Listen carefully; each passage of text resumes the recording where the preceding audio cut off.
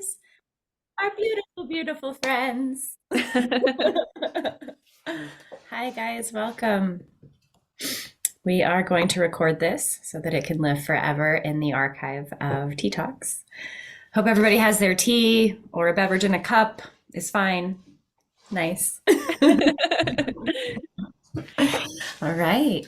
Well, some of you have been here for the other two parts of this series, and some of you are joining us new. Welcome anyway and either way that you came. This is our third chat in a series of chats about using psilocybin and sacred plant medicine for end-of-life care. We've looked at it from a couple of different lenses so far. We've looked at it through grief, through doulaship.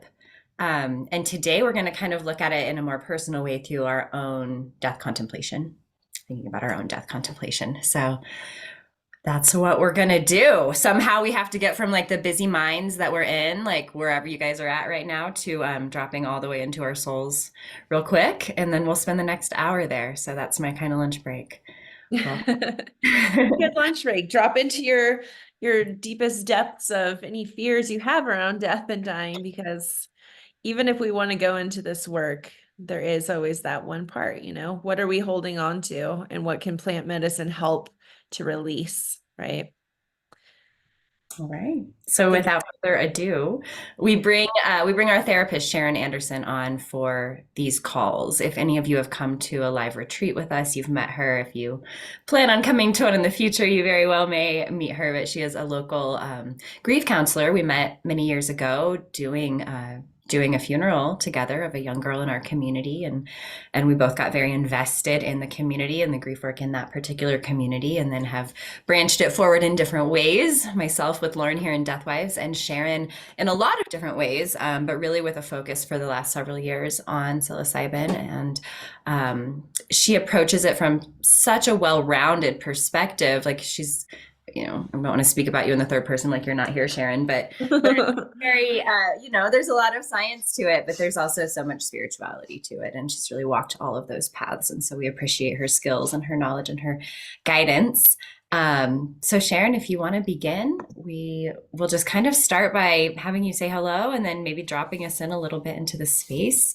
And then today's class, everyone, well, it's not a class, it's a talk, like you guys know. We want it to be interactive. So Sharon will say what she has to say, and her and Lauren and I will have a little conversation on the topic. And then we really want to open it up for your stories, your experiences, your questions, and have it be more conversational. Hi, Sharon. Welcome. Thank you. Hi, thank you. Thank you, Erin and Lauren, and welcome everyone. I'm so excited to be here. And this is a topic that's very, very dear to my heart. So as we begin, just if it feels good, if you want to take a breath, if you want to close your eyes, whatever feels good. If you want to wrap in a cozy blanket, if you want to hold your tea, whatever helps connect you with your heart. And we invite all the magic, all the beauty, all the brilliance. We invite spirit, we invite the universe and the cosmos and that which is life, the energy that is love, that is woven in through all of life and death. And we say thank you for this time. We honor this hour of being together, of sacred, super special sacred time with each other, with our hearts connecting at a deeper level. And I want all of you to really drop in and connect with what you need, where you're at today. What are you looking for? And why are you here? What prompted you to join this time, this tea talk, to be together? Many of you with like-minded, like-hearted people who have gone through death school or other experiences. What are you hoping to gain from today? And if you want to take one more breath and connect with that the thing that makes you come alive, that which is most precious to you, the thing that brings a smile to your face and joy to your heart. What is the thing in your life? It might be a person, it might be anything that makes you come alive, makes you feel so connected, so truly you. And then take one more breath, and we'll come back to our circle. And today, if you've joined us for the other talks, the first time we talked about the gifts of the plant medicine of using magic mushrooms, using psilocybin in supporting those who are dying and supporting the families of those who are acutely dying or have a terminal diagnosis. The second talk we did was about supporting those who are grieving and mourning and how we can use sacred medicine to help support that process through softening our heart and through really opening up to the pain and the loss and the love and the grief and the memories and celebrating. And so today we're going to weave all that together because each one of us has been touched by death, will be touched by death.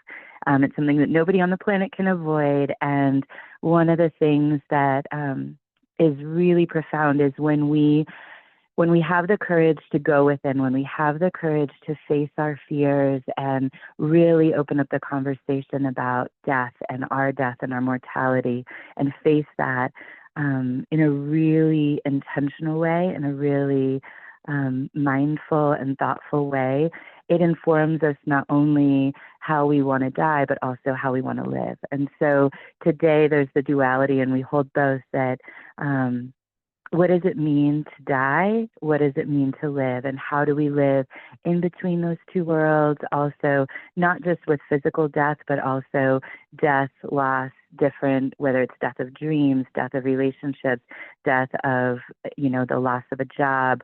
I recently lost a beloved office space where a lot of the heroes' journeys began. And so death and rebirth and grieving and celebrating and mourning. So all of that will be woven in today.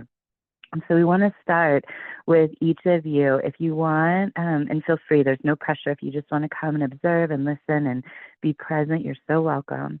But we're going to start with Lauren and Aaron. And as they're sharing, I invite all of you to think about what are you here for today? What does death contemplation mean to you? What's the fascination? What's the curiosity? What are you interested in exploring? What have you explored? And just really start to open up the conversation and normalize this, because we will all live, we will all die. It's a natural season. It's a natural cycle of life. And the more that we can bring compassion and connection and normalize the conversation, the more freedom and beauty and healing and just richness and connection I see it bring to not only the people who are willing to go there, but also everybody who loves them. So Aaron and Lauren, if you want to start and just share, where did your death contemplation journey begin? What does that look like for you? What does that mean? What sparked that for you? And whoever wants to dive in.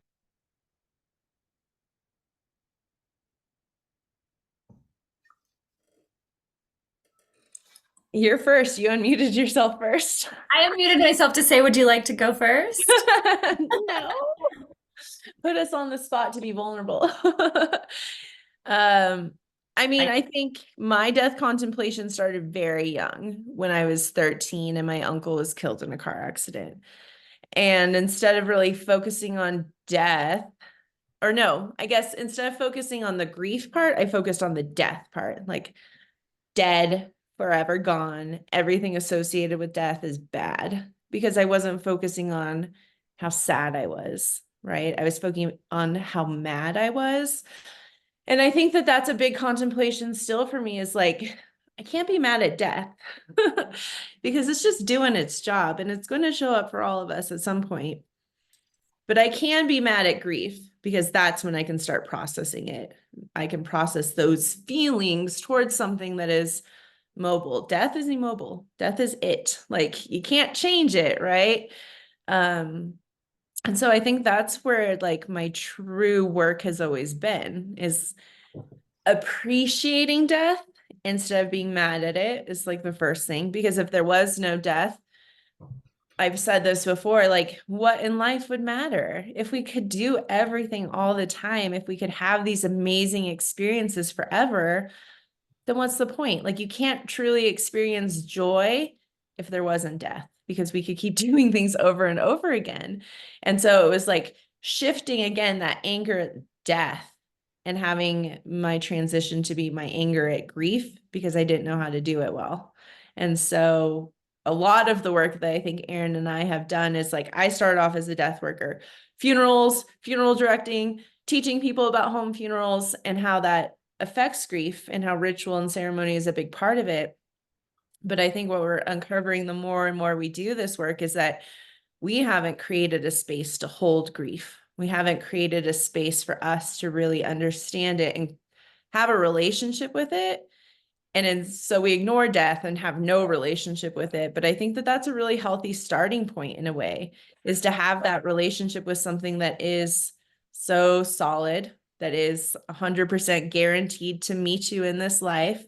We don't know when and where grief will show up. And I think that that is hard. And that's where the plant medicine for me personally has come in, is that processing, like, how am I going to get through this grief, right? Not how am I going to process getting through death? Because I'm not. Like, again, death is death. It is what it is. And I'm excited for death. I mean, I know that that sounds super morbid to some people, but I'm super excited for death and to see what comes after. The thing I've never been excited about is grieving everything that I lose when death comes. Yeah. Yeah. So that's kind of like the gist. I mean, that's where it really began, is not really knowing grief and a relationship with grief. So being mad at death, because that is a thing that I could see as a permanent problem. Great answer. I'm glad you went first because you kind of inspired me. And I was like, yeah, that's what it really is.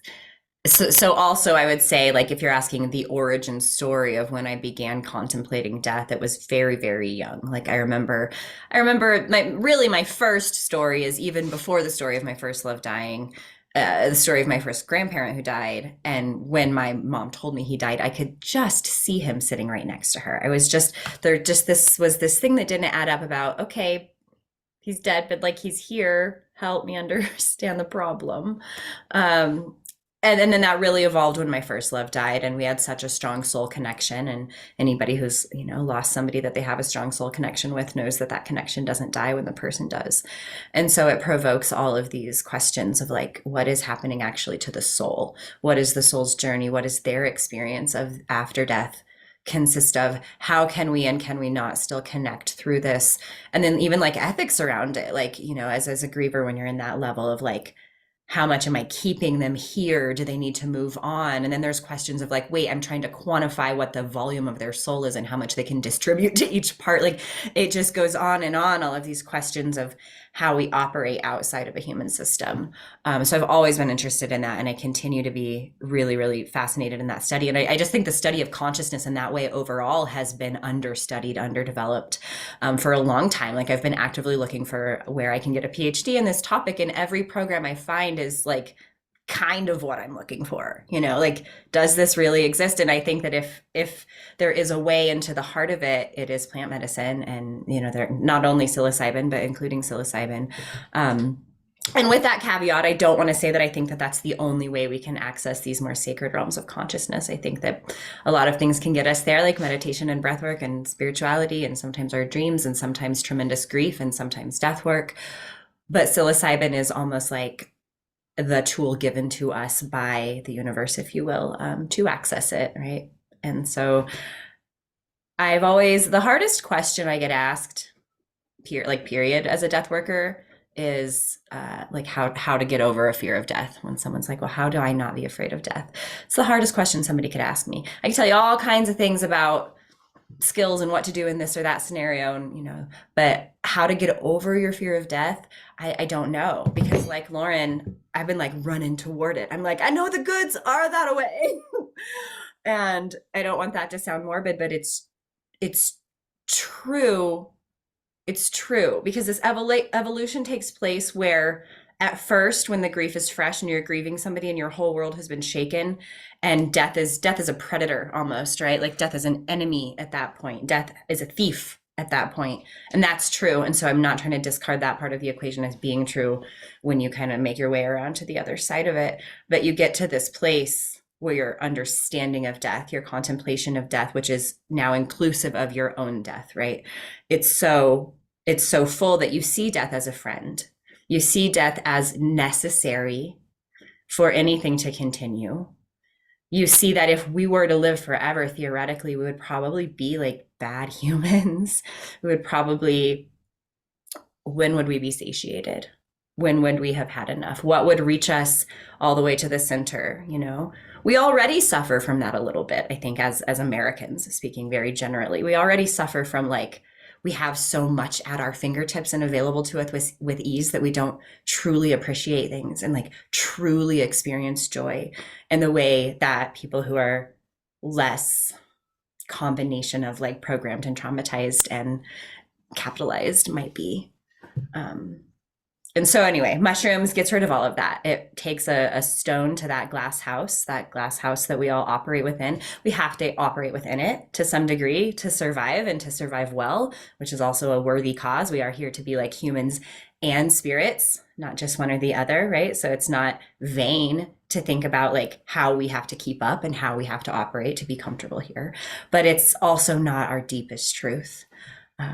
And so I think that mushrooms can lead us into that deepest truth. And it can also like dissolve the resistance that we might have to it, because our cognitive brain has so many limitations. We can get on board with some of these theories and be like, yeah, but there comes this point where you reach your edge and you're like, yeah, but that's not realistic because, you know, and psilocybin has a way of dissolving that so that we see our own limitations. Death specific, sorry if that was a little bit off topic, but like death specific, for me, it's been most helpful with grief work. I've experienced a lot of grief in my life, and I'm in different places with different griefs and my relationships with those griefs. And my grief with my sister's death is still pretty new. And I still have resistance to some of those deeper rooms. Sometimes it feels to me when I'm doing psilocybin like I'm walking through my own consciousness, but it's laid out before me as like this huge hotel full of rooms or house full of rooms. And every room that I go in is a different, you know, feeling experience. So I still feel like there's rooms even on psilocybin that are attached to my grief that I'm not quite ready to go in, but it gives me access to a lot of rooms that I can't always access. And I feel like I've also been able to meet my dead loved ones in that space. There's this horizon, right? Because time isn't real. We track time in a linear way, and we need to do that, and that's fine. But outside of our human experience, time doesn't exist in the same way. And so we can say like we're existing in the same time as them, but it's the dimension, right, that is different. It's the dimension that's different. And so sometimes psilocybin allows us to, I hate to delineate it to vibration. I don't like talking about vibration in like a high, low, good, bad type of way. So I say this without trying to like get into that space of it, but it does. It allows us to like raise in vibration and dimension to kind of meet them where they're at. And so I've had experiences with dead loved ones where I feel like I'm meeting them on this horizon. And it's comforting in my grief to know that horizon where I've met them always exists, even if I'm not always there. I was just going to add to that. Like, you talked about death being like a rock that we throw at a glass house or psilocybin, but it's almost for me like death is a brick wall for a lot of people. Like I said, death is it.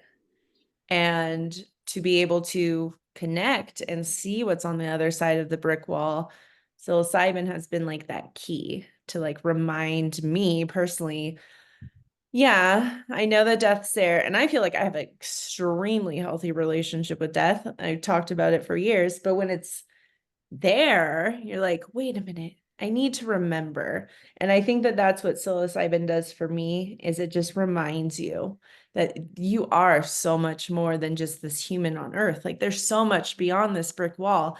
That's where your ancestors are. That's where you return to everything again. That's where your soul can be in 50 trillion places at the same time and visiting all your loved ones at the same time.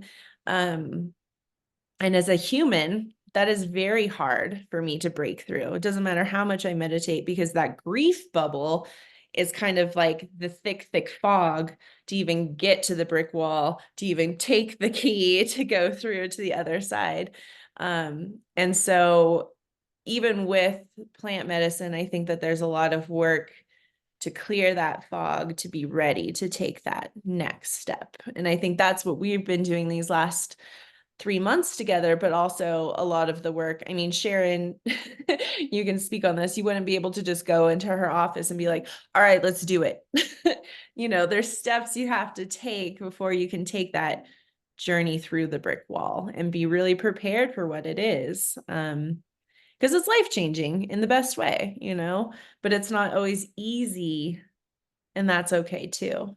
I mean, you guys may have heard, my first big journey with Sharon, I cried for pretty much 7 hours. And that was my journey, and it was beautiful and exactly what I needed.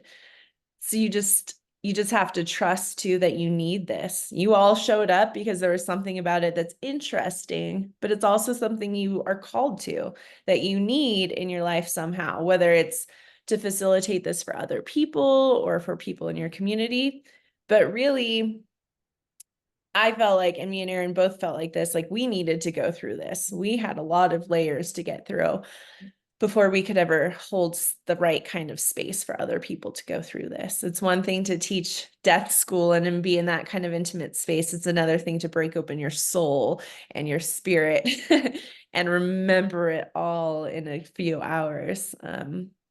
So yeah, I'm always grateful for this space, but I'm always grateful too for people like Sharon who see that this plant medicine isn't just something that's fun. It's something that's always been there, and there's a reason that it's always been there, right? And I think that we're finally coming back to that space. I think there's definitely been periods of times where people are like, there's a reason it's here.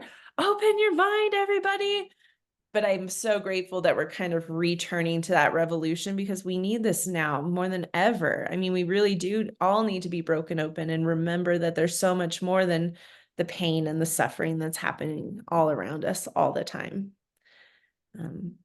Yeah, there you go. Sharon.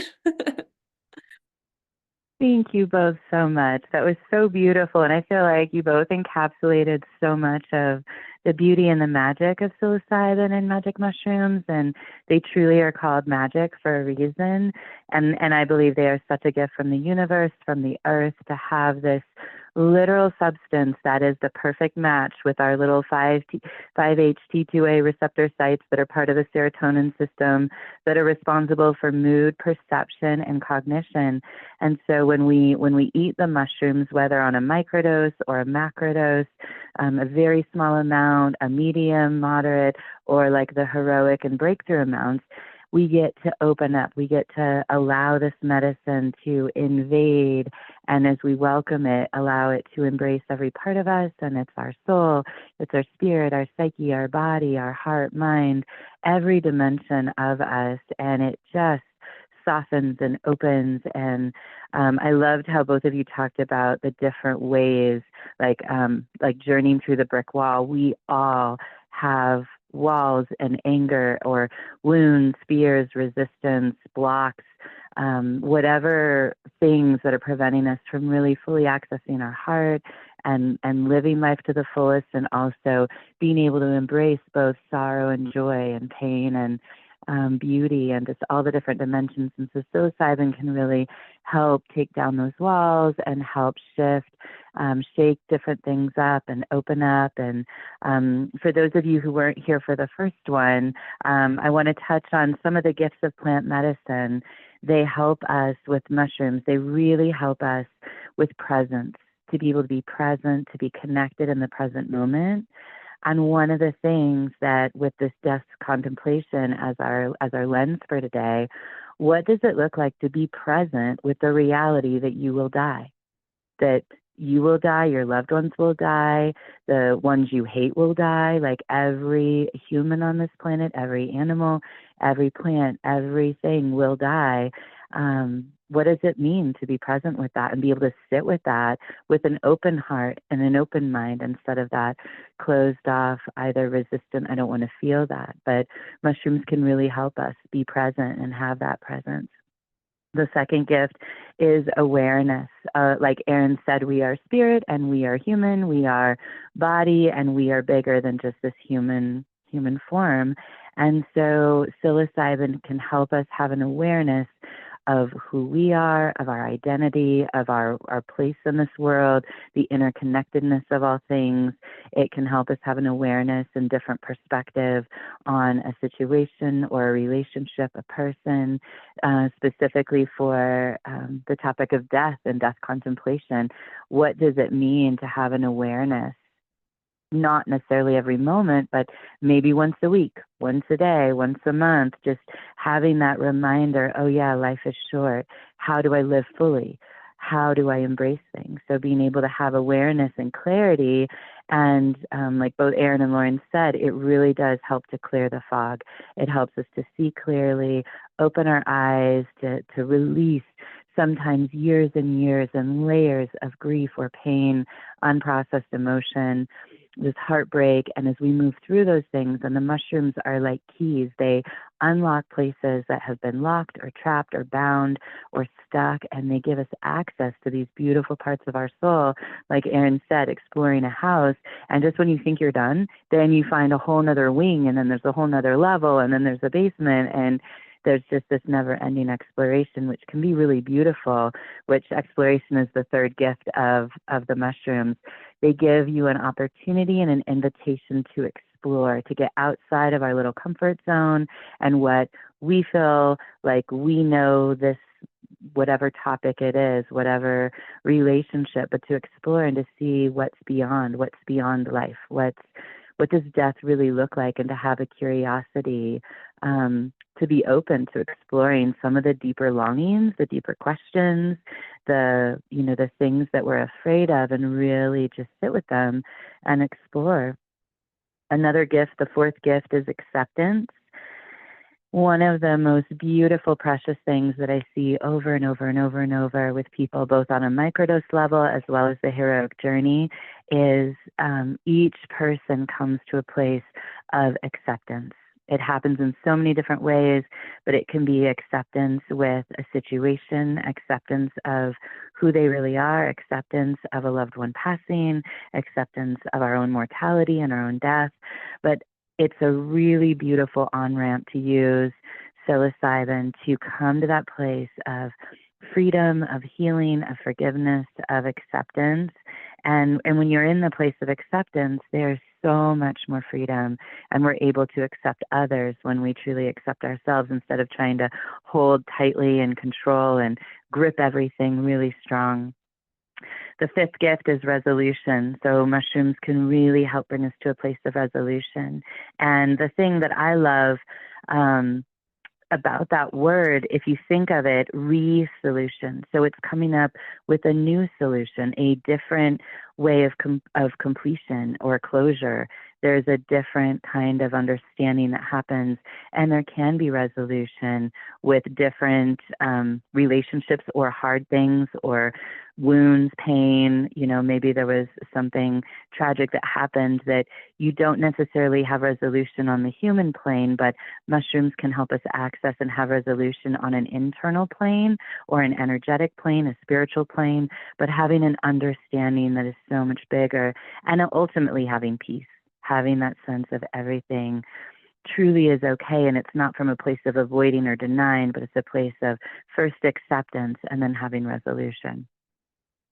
So the sixth gift of the medicine is expression. It's one of, they're all my favorite, but this one is just so fun. Expression. A lot of people find that with mushrooms, they can really open up, and as the stories and experiences that Aaron and Lauren both shared, there's so much opportunity for expression and being able to express emotions, express thoughts, express feelings, express pain, express creativity and dreaming, and really being able to express the love that we have for people and just the full range of the human experience. And so many times we are hindered by society and programming, or this is how we were raised, or you don't do this in the family you were brought up in, or you don't, emotions aren't welcome, tears aren't allowed, or you're not allowed to be creative or out of the box or think, differently than other people. And so with the medicine, it's so easy. It's like a invitation to be who you truly are. And one of the gifts that I believe like mushrooms deeply, deeply give. When you put them all together, these 8, I'll finish the next 2, but when you put them all together, like Lauren said, it helps us remember. It helps us remember, and at the end of the day, it helps us be who we really are. So we connect back to the truth of who we are. And so using that in the context of contemplating, like, who am I? Why am I here? What is this about? What's the bigger purpose? What's the meaning? What is my role? And there's just so much pain and suffering, especially right now on our planet. And it's like, how do you stay with a soft and open and tender heart where you keep saying yes to love instead of closing our heart in anger or fear or hatred or bitterness, resentment, and just walling off and trying to keep ourselves safe? How do you open and express how you feel, express what's going on without, hurting and destroying other people like we see happening all over the place? So expression is a powerful gift, and many people, when they come to me and they're wanting to use mushrooms to help with depression, it's been shown scientifically that it's one of the breakthrough treatments for depression. But a lot of the opposite of depression is expression. So people who for decades have not been allowed or felt safe to express themselves, as you start to express, they find that the depression and that heaviness starts to lift. And the more that they can express, and not just express emotions or thoughts or feelings or experiences, but even express themselves, there's such liberation. So the 7th gift is connection. Mushrooms are so beautiful to help us connect with ourselves, with the earth, with nature, with other animals and beings and humans, and connect on spiritual planes, whether it's like an angelic or energetic, compassionate beings in a different realm, that those beings can pass between realms where we're more here on the earth realm, and it takes a little more to get like Aaron and Lauren were both speaking, like, how do you get beyond the veil? How do you talk? How can you visit that realm before we die? What does that look like? It's there. It's accessible if you want it. So being able to, in this process of death contemplation and exploration, receive the gift of connecting with our truest self and connecting with spirit, source, God, goddess, cosmos, that energy, which is love, like being able to connect in a deep way. And then the 8th gift is completion. So many, many times mushrooms will help people come to a place of completion, and completion not in the sense of there's the final completion, but there's the completion of cycle. So, we're in an ongoing season and cycle with the season. So right now we're in winter, and then there'll be a completion, and then that will bring in spring, and then there'll be a completion there, and then we'll start with summer, and it goes over and over. So ever expanding, ever, it touches so many different layers, but using the medicine to have those different experiences where we can have a sense of completion with things that are incomplete. So much energy is wasted. And we call it like taking up mental retail space when you're thinking about somebody that you just can't stop thinking about. And then what does it look like to really sit and be present with everything that's there, and have that sense of acceptance and peace and completion.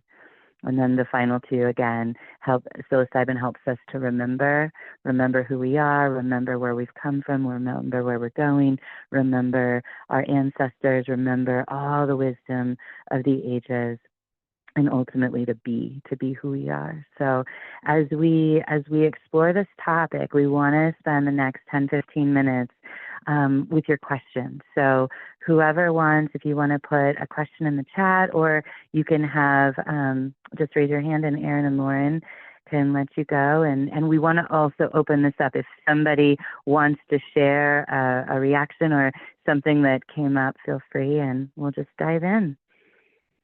See what's there for all of you.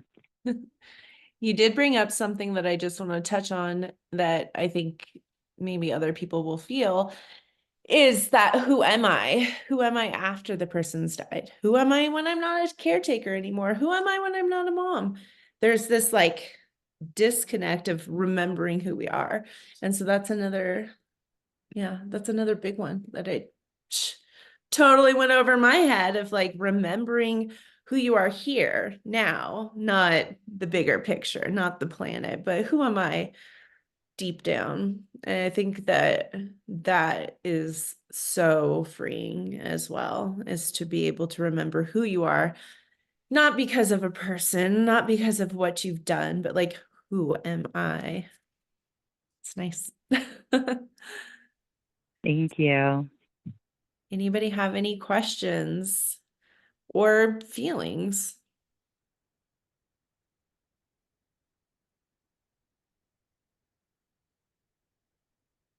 No, no one. Tiffany. Okay, so hello everyone.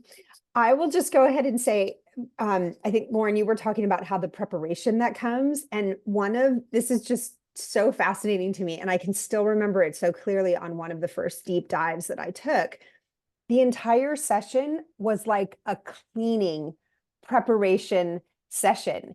And there was this really big guy there. His name was Mike. I don't know who he was, but he was huge, and he had this brush, and he just took all of this stuff for me and put it down into this, like we were on this big ship and there were all this everywhere. I don't know. You know how you can't describe what's happening, but he was incinerating it. He was like scooping up my stuff and like putting it down. And I was kind of like impatient. I was like, wait, I want to see like all this stuff that everybody's talking about. And I want to have these great revelations and stuff. And it was just like, no, we have to prep first. And the whole thing was take it from over here and move it to this side. And then we're going to incinerate it. And then there was a graveyard at my left foot. Like, again, weird stuff, but they had to put it there. And so the first time I ever experienced this, I wanted it to be like this, like amazing revelation. And it wasn't like that. It was all about the preparation. And then subsequent trips were incredible. We don't have the time here to talk about that, but if anybody's ever had those, they're just amazing. But that very first one was all about the preparation. And I just want to touch on that because it's so important. Like we hear about these things, we're like, oh, I want to do this. Okay, let's take it. And then all of a sudden I'm going to be like this magically changed person, but it doesn't work like that, right? It is a journey. And the plants help us get there. They direct us. They told me like, whoa, hold your horses. We got a process here. So anyway, I just wanted to mention that because that really came up for me when everyone was talking. Really, really good comment, Tiffany, because you're right. Like it's easy to paint it as magical and wonderful and all of the attributes that we just gave to it. But a lot of times that your experience doesn't meet your expectation, right? And then there's like dissonance if you have an expectation that's not met. And I haven't experienced it in that same way, but I've definitely had my versions of trips where it felt like, oh, this isn't the big one. We're just gonna get you ready. Like clearing out the cobwebs, like the spring cleaning before the real cleaning. Yeah. We got lots of layers Mhm. and we don't realize like I was just saying, like, who am I? Like, what was that stuff that you were even carrying, Tiffany? And you were like, but what is it? It doesn't Yeah, matter. you And know. that's the reminder too, is like some of the stuff that you're holding on to doesn't matter at all. Like once you get through that, you realize, oh, it's almost like when you're going through your closet or whatever, and they're like, take out the things that you haven't worn in the last year, and you don't realize how much you're still holding on to. I feel like that when we talk about the freedom that comes from that, it's like washing away this stuff. And sometimes you're not even conscious that it's happening. You're not even aware of what's being washed away until afterwards you're like, oh, I feel lighter. And that is such a crucial and important step because most people are not light as a feather and woke. Most of us have tons of shit that we've been carrying around that we didn't realize we were carrying around. Or maybe you do realize you're carrying it around, and that's why you want to get into plant medicine. But yeah, the medicine does what it needs to do first. I think that's something that Sharon has really imprinted in me, is like, you can have intentions. You can say, oh, I'm sad, so I just want the sky to look extra blue today, or I want to, explore nature. Yes, it can work in that way too. But if you're doing this to really in a medicinal way, it's going to take time and it's going to take work. And there's a lot of stuff. And so even if you do start working with patients or clients, you can't expect, I mean, I don't know. There have been instances where it does change your life. Like even clearing those cobwebs may be all somebody needs That's it. That's what's been weighing them down on this earth. We cleared that. They're ready to go. They don't need to experience everything else. They don't need to understand they just need to be light. And that's what psilocybin does for people. But let's take it to the other extreme, I suppose. Beth says, please talk about difficult moments in ceremony. So when people come up against their fear, which I'm not going to name names, we can definitely think of at our last retreat, like a time when that was really present for someone. So I'll let Sharon speak to that. I don't feel that I'm the authority on that topic.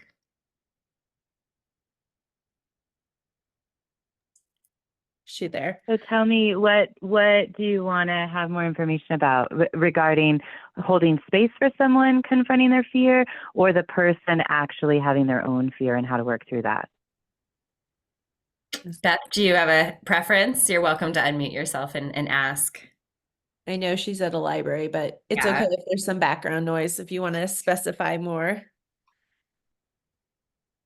If she can.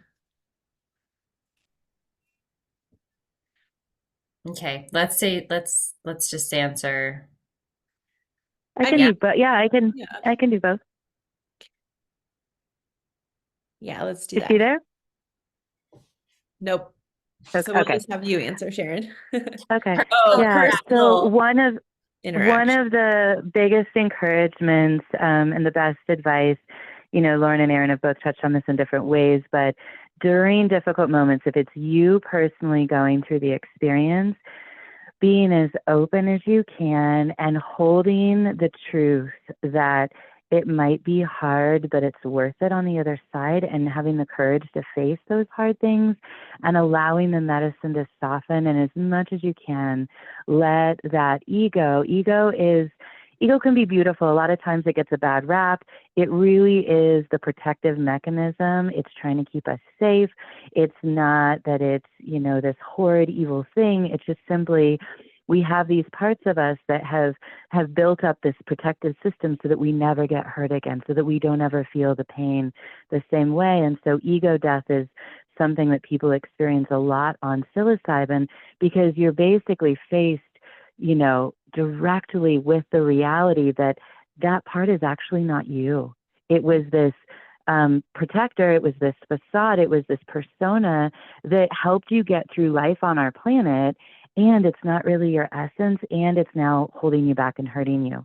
So ego death, when you're in hard moments, so many people come to me and they fly in from out of state, from Colorado, and I tell them, please, like, if you come to Colorado and you have one beautiful, happy little trip, like they were saying, like, oh, nature, it's more beautiful, and you just have this beautiful, glorious, sunshiny day, and you take a little bit of mushrooms and you have this great day, you're not transformed. You might have a beautiful experience, but going with courage and tenacity, and also surrender and yielding to those deepest places of our soul and our psyche, to the fears, to the things we're terrified of, with support, not doing it alone, knowing that there's a guide there, there's someone anchoring you to the planet, that there's someone else to walk you through and be there and witness and bear witness in the hard times, to your grief, to your pain, to the wrestle, and simultaneously knowing that a lot of the plant medicine experience is internal, and it's you wrestling with your own fears. So it's really hard in the very altered state that you lose all sense of time and space and reality and what's real and what's not. But that's the place where we wrestle, and we actually want the hard moments. So I tell people that fly in, give me one hard day. Like, I will be with you in the trenches, in the hardest places, and you'll be liberated on the other side. And then you can go home and have 364 amazing, glorious days. And so just being really cognizant that in America, our culture says, don't do the hard work. Don't just do the microwave quick fix, just fast food. You plant the seed, you're supposed to get an apple tree, 5 minutes later. That's not how it works. And so being able to really allow the medicine to do its work. So knowing that hard place and ego death and disillusion of ego and self and sense of self and reality with the world is a huge part. And so on the bigger doses, those hard moments are almost guaranteed. And especially if you're doing it for medicinal and therapeutic purposes. So that's the person individually going through the hard moments. And then if you're supporting someone, the number one piece of advice is if you haven't done this work, like Lauren said, you can't, it's not that you're not worthy because of deserving, but how can you guide someone up Mount Everest if you've never summited first? There's no way. You can be like, oh, I've heard about this. And they're like, I don't give a shit. Can you get me up this mountain without killing me? And you have to do the work. So the thing about the medicine is it's, and it's gained a lot of popularity, and people are seeing in the scientific community that it's very, very supportive and helpful for PTSD and trauma, anxiety, depression, OCD, all these things, which it is. And it's not just a natural alternative to pharmaceuticals.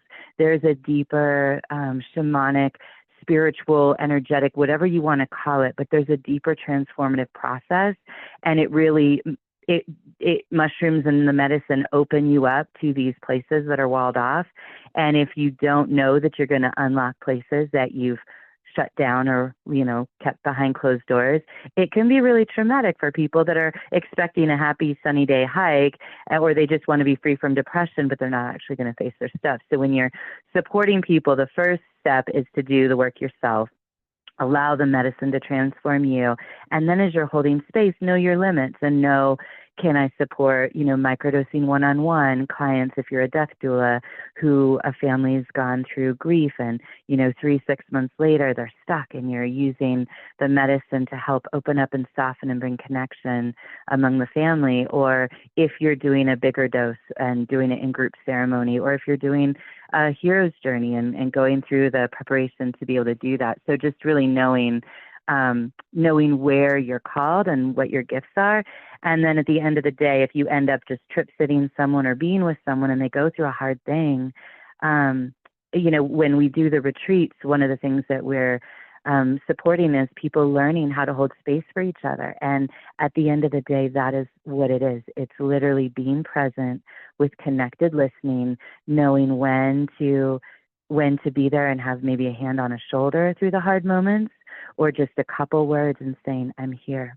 I'm not going anywhere. I've got you. Or the universe has got you. And obviously the preparation and knowing the person and all the details of how to bring the most, customized support for that person in the moment, but just knowing that the hard moments are part of it. You can't get around it. And it's just like death contemplation. There is no easy way around wrestling through our deepest, darkest fears.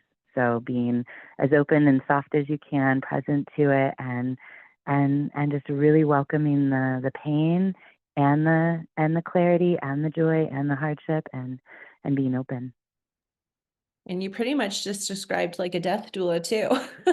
Death doulas need to go through this first. They need to understand. They can't just be like, oh, death, what? Okay, I want to support that. Most of us have been broken open by death before we step into this space, right?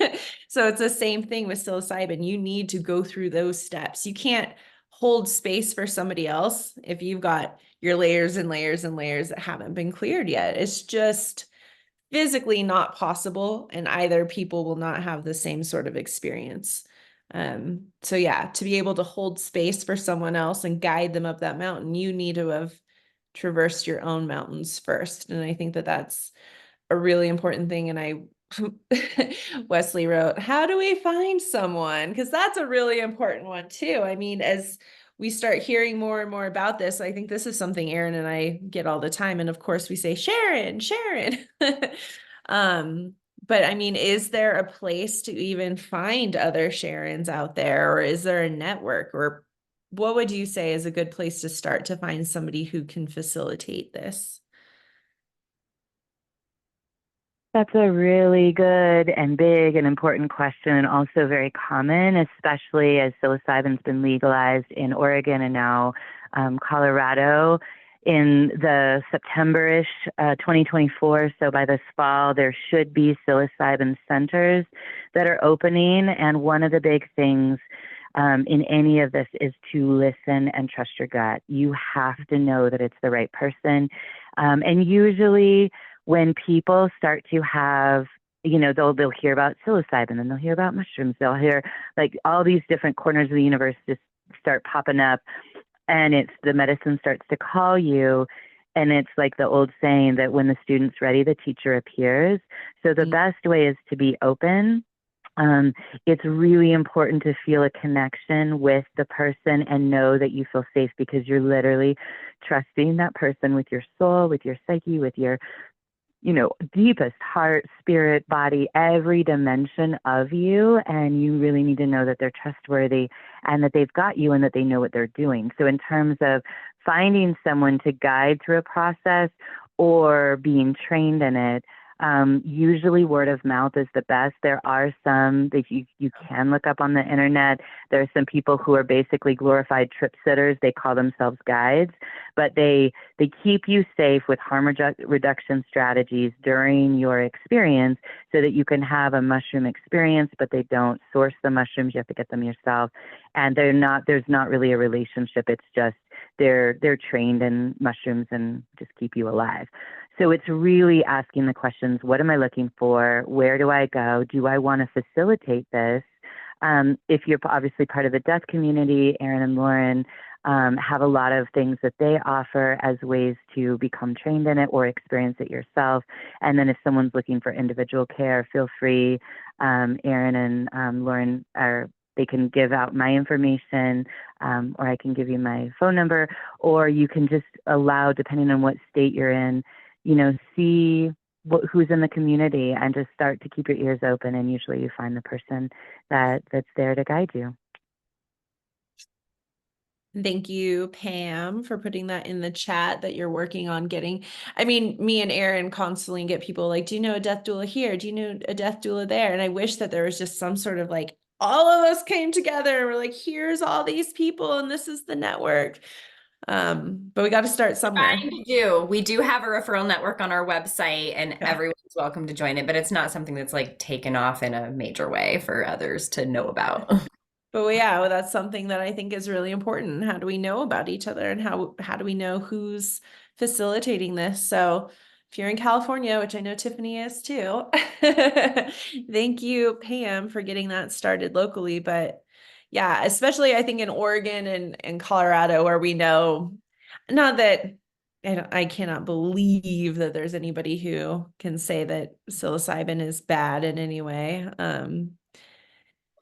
But yeah, if you're in one of those two states, I think it would be a really good idea to start doing that research too, if this is something that you want to go into and get those trusted contacts and make some connections.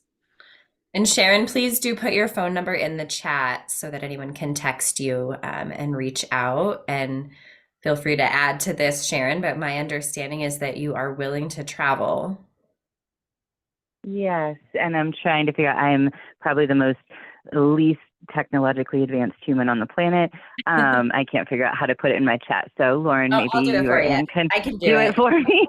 Yeah, so I do travel out of state. I also do apprenticeships. So if people want to learn about the medicine, the three main types are doing one-on-one with smaller doses, where people like you would come be trained and then go back to your community to be able to facilitate psilocybin with individuals and families. Another one would be doing group ceremony and group experiences, grief groups, death, healing circles, different things. And then obviously the larger would be the hero's journey.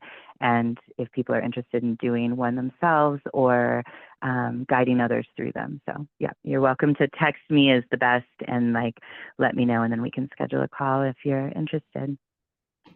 Thank you, Sharon, for sharing yourself with us these last 3 months and giving out your information so that these lovely folks can continue that connection and learn more and grow more.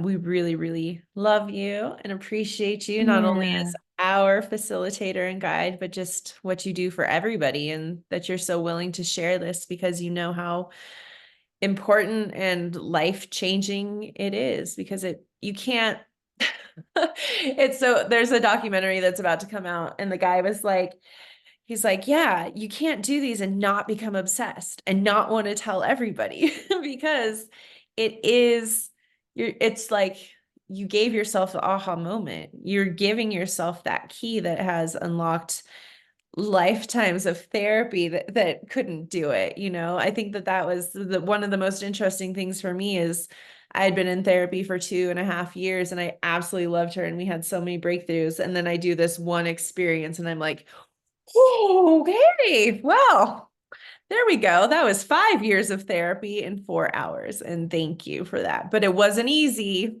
It was not easy, but was The it worth it? medicine expands our mind. It's like we can will it to, we can want to have that breakthrough, but we can't get outside ourselves. And then the medicine lets you get outside of yourself, Mhm. Well said. Right. Well, Sharon, like Lauren said, we love you. We're so grateful you're a part of our community in all kinds of ways. And thanks also for being so forthcoming with your information. Like, I personally hate giving out my phone number. So every time Sharon's like, text me to a group, I'm like, whoa, that's scary. Oh, I love you guys. Yeah. Well, and one of the things, just as we close, the thing for all of you, whether you are a death doula, whether you're curious about, death work and just whatever path you're on, the thing that's so beautiful and the reason that I can trust giving my number one, I trust Aaron and love Aaron and Lauren dearly. And so I know that the group is usually very safe, but also trusting that the universe brings us the people that we can help. And when we're really connected to ourselves and walking in our gifting, our calling, like I can't do Zoom to save my life. I can't even figure out how to turn the video on and have audio. I have to dial in manually because I don't have Wi-Fi, and it's like we all have different gifts. And just really the more we are who we really are, we draw the people that we can help and we can support and we can bless. So really trusting that and just knowing that the universe has obviously got your back and is on your side, and you'll find the people and the community and the connections that you need. Great. Well, Well, Sharon, thank thank you you. again. And everyone else, we hope to see you next third Thursday. We're going to switch on. We're going to chug along. We're actually going to have a former death school student. Her name is Olivia. Tiffany, were you in the same class as her? Is anybody in the same class as Olivia? No, I No? don't Okay. think so. It's a fascinating story. Her father, when he was dying, when he was terminal, had a final dying wish to have his skeleton donated to the high school he had gone to and had remained like active in his adult life. And the Smithsonian had to get involved. Like, this was a process because this is not everyday corpse care. So she's going to tell us the whole story. It took a couple of years. She drove across the country with his skeleton seat belted in the passenger seat of her car. And they're filming a documentary about her story right now, which is exciting. So join us next month for that one. All right, everybody. We'll see you next month. Have a great day. Oh, cool. Amy and Wesley were. Bye, guys. Bye.